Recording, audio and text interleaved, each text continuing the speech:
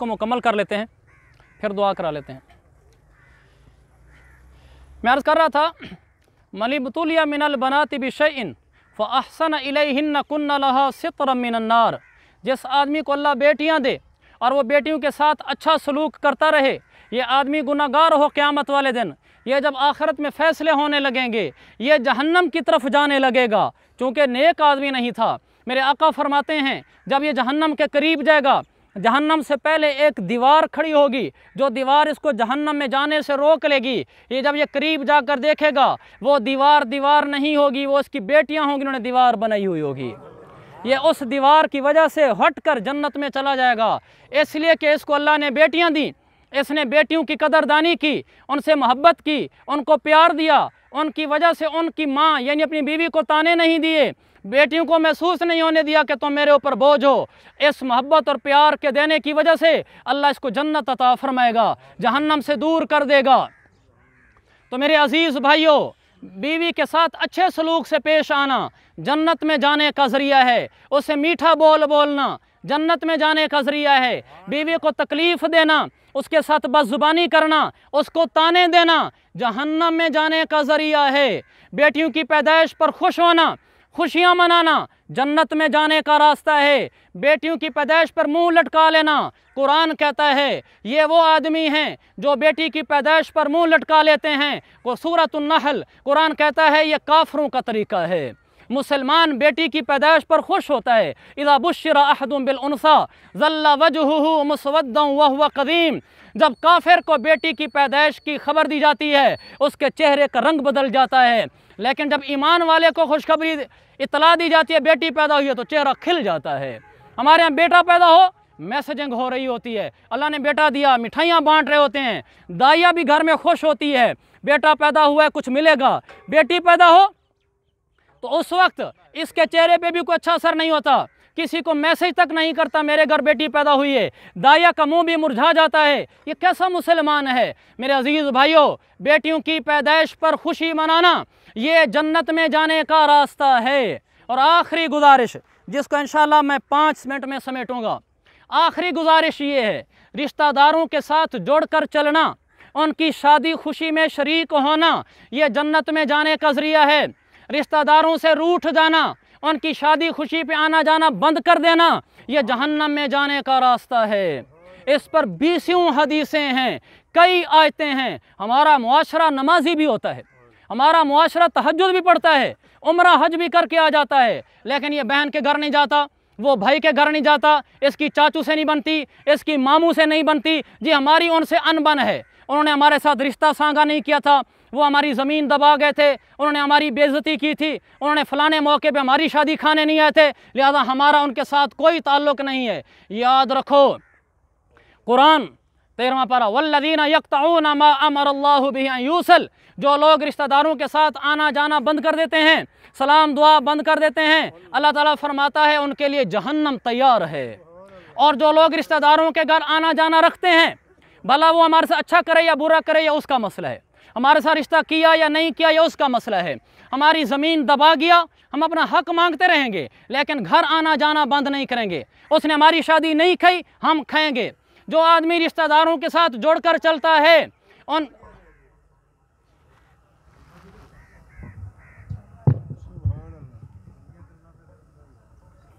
मैं आखिरी बात कर रहा था, जो आदमी रिश्तेदारों के साथ जोड़कर चलता है, ये आदमी दुनिया में कड़वे घूंट तो सहता है, लेकिन जन्नत नसीब होती है।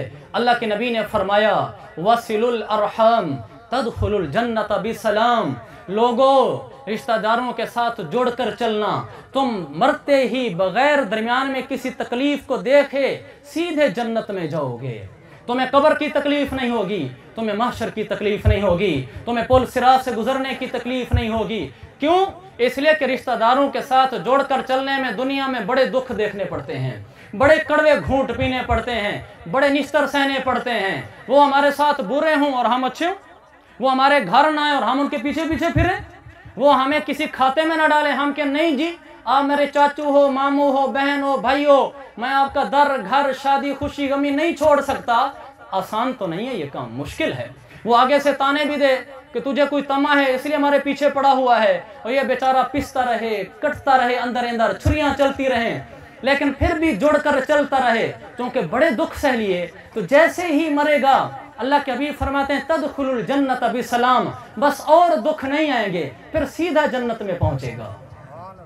इसलिए मेरे अजीज भाइयों, हमने किसी रिश्तेदार से नहीं रूठना, बहन के साथ नहीं लड़ना कि उसने हमारा रिश्ता लिया नहीं या दिया नहीं, ना भाई के साथ, ना मामू के साथ, ना चचा के साथ, ना ही भाई के साथ क्या मेरी ज़मीन खा गया है। हमने हर रिश्तेदार के साथ जुड़कर चलना है, हर रिश्तेदार के साथ।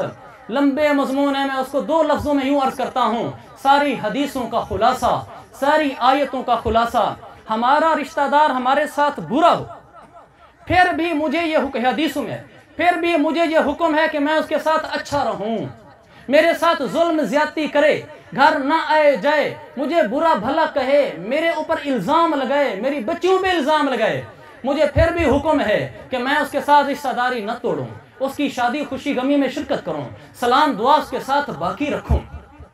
अगर ऐसा कर लिया, अल्लाह जन्नत अता फरमाएगा। इसी के साथ है, शादियां हो रही होती हैं, वो मनाने के लिए आते हैं, ये हमारी शादी खाने आ जाओ, ये लिस्ट लेकर बैठा होते तानों की, गिलों की, शिकवों की, तूने हमारे साथ ये किया, तूने हमारे साथ ये किया, हम नहीं आते। अल्लाह के बंदा, तू ये चाहता है कि तुझे अभी मनाया जाए ताकि तेरी इज्जत बने, तू ये इज्जत क्यों नहीं बनाता?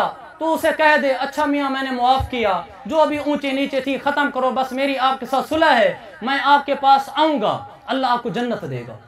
तो जन्नत कमाने के लिए लोगों के साथ सुलह कर लो, लोगों की गलतियां मुआफ़ कर दो, जो आपसे मुआफ़ी मांगे उसको मुआफ़ कर दो, जो दर पे बूहे पे चल के आ जाए उसको खाली ना मोड़ो। हदीस में है, जो आदमी दरवाजे पे चल के आ जाता है और जो आदमी उसको फिर खाली मोड़ देता है, हौज़े कौसर पे हाज़िरी नसीब नहीं होगी। अगर आदमी माफ़ कर दे, सीधा जन्नत में चला जाएगा। तो रिश्तेदारों के साथ जुड़कर चलना मेरे भाइयों, माफ़ी मांगने वाले को फ़ौरन माफ़ी दे देना जन्नत में जाने का ज़रिया है। बस इसी के साथ बहनों की जायदादें भी ना दबाओ, छोटे भाइयों की जायदादें भी ना दबाओ।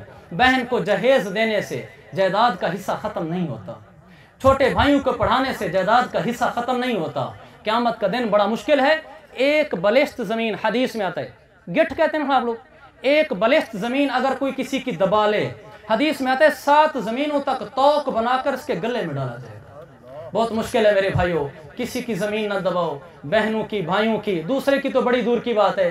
खेतों में कस्सियाँ लगाते हो, टप्पा आगे करके ना लगाओ कि पगडंडी बनना छोटा हो जाए, मेरी ज़मीन बड़ी हो जाए।